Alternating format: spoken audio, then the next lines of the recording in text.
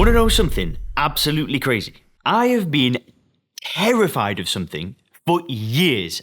Absolutely terrified. And when I say years, I'm talking 5+ years. I've been so scared of this. And today I'm going to explain what this fear is and how it is exactly the same as giving up alcohol. So if you're thinking about giving up drinking, you're contemplating it, you'd like to do it, but there's something that seems to be holding you back or even pulling you back into drinking and you've tried a few times already, you need to watch this video. This is going to change the game. So a very quick introduction. My name is Leon Sylvester. Glad to have you here. I'm the founder of Sobercle.com. I drank alcohol myself for almost 10 years and I've not touched a drop for 6 years now. My life's changed in every single way. It's been the best thing I've ever done. And this channel, I'm just giving you as much information as I can to help you stop drinking as well. Now, if you want more of a system to follow with coaching, with accountability, with a community, and if you're a business owner or a professional or some kind of high achiever, an investor, an executive, whatever, then head over to Soberclear.com. That's Soberclear.com, and you can learn more about the work that we do and how we help people. We've worked with over 400 clients. We've worked with clients from NASA, from Forbes, from JP Morgan. We've got 7, 8, 9-figure entrepreneurs in there. So if you want information on that, just go over to the website. And now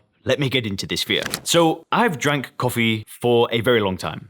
As long as I can remember. And it started when I was a teenager. It was a job that I had, Friday, Saturday night kind of thing, where I was washing up pots in an Italian restaurant. I think I've done every job that known to man, right? I've been a pot wash, I've been a chef, I've done ironing in the school holidays, pressing clothes. I've worked in car washes, I've been a tree surgeon, I've done labouring. When I was growing up, I just did everything. I'd do anything. If somebody said there's a job going, I'm taking it. Anyway, so I was working in this Italian restaurant and then I got introduced to it, espresso. And I remember, I just hated the taste of coffee for so long. And I was about, I think I must have been 19 at the time. And I'm not going to tell you what I did the night before. But I'd been up all night doing something that I definitely shouldn't have been doing before I was sober Leon. Let's just leave it there. But I remember getting to work and the chef just handed me this coffee. He said, drink that. You're useless. And I remember drinking it and I didn't like the taste. It was bitter. It was horrible. But then all of a sudden I was like, oh, I feel better. And I was able just to push through that shift. And that was it. I think I've drank coffee every day from that point onwards. There's been a few times where I've had a break for, a week or whatever, but that might have only been 1 or 2 times, right? Anyway, the past maybe year, I'd say, I've always wanted to feel what life was like uncaffeinated. I just wanted to know what it was like. I wanted to know how I'd be, if I'd be more focused, if I could concentrate better, how my productivity would be, would I be nicer to be around? I just wanted to see what life would be like. But I just kept putting it off and putting it off and putting it off. I kept telling myself, I just want to stop drinking coffee now, but then I wouldn't do it. And this is exactly how I was when I was stopping drinking alcohol. I would want to change, but then I wouldn't do it.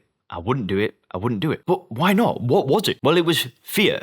Nothing more than fear. And it was a totally irrational fear because what I was actually afraid of was the withdrawal of quitting coffee. I was scared that I'd get headaches. I was scared that I was going to suffer with insomnia, that I was going to be depressed. I was just going to be lethargic. It was going to be this terrible, terrible thing that I built up in my head. So I just would never face it. I just wouldn't do it. But anyway, after months of deliberation, I finally said, you know what? I'm doing it, right? This is it. And I felt bad. For 3 days. Not that bad, but I had low energy. I'd go for a nap for the first 3 days, like 2-hour nap in the afternoon, and then I'd sleep for 10 hours straight. But after those first maybe 3 days, physically, I felt fine. I felt absolutely normal. And there was truly nothing to be afraid of. But anyway, a lot of you will be glad to know that I did go back to caffeine. I took 5 weeks off. So don't worry, I'm not going to come for you and your coffee, right? Alcohol, yeah, I'm going to keep going hard at people that drink alcohol and trying to help them change. I ain't going to go near your caffeine. Don't worry about it. But the weird thing is despite me stopping drinking and despite me knowing that the withdrawal is just not that bad. Okay, don't get me wrong. With alcohol, it can be. I know that's a different category for some people. But in my experience, it just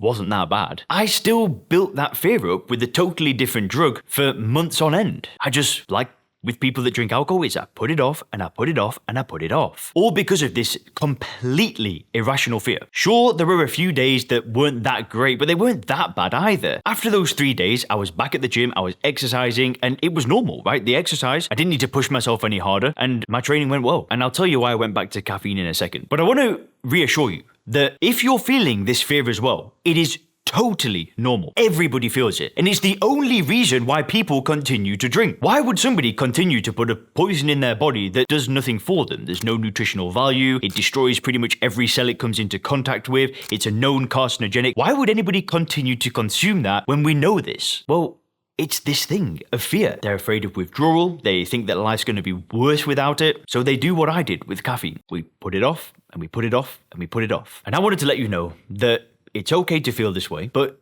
you have got nothing to fear. Nothing to fear whatsoever. It's a trade-off, right? You trade those few days of discomfort and you get your life back. You get your happiness back, your energy comes back, your clarity comes back within 2 to 14 days, whatever it takes, depending on the severity of your drinking, etc. The benefits that you gain are just so worth that 2 to 14 day period. And the great thing is with alcohol is once you're through that period, once you've got through to the other side, provided that you've actually done the work, right? And you've changed your beliefs and done the work that I talk about on this channel using first principles thinking, breaking the problem down into its component parts, provided that you've done all this and made a true decision to stop drinking, then that's it. Now, if you want information on first principles thinking and reframing the way that you view alcohol, then definitely click one of the links in the description to access the free video training that shows you how to control your drinking quickly. But let me quickly tell you why I went back to caffeine. So I made it 5 weeks, and physically, I felt okay. But it was quite strange, like my motivation to create things, to get behind a screen, to write things, to give value to you for free on YouTube and stuff like that, my motivation to do that was pretty low. I made a couple of videos, but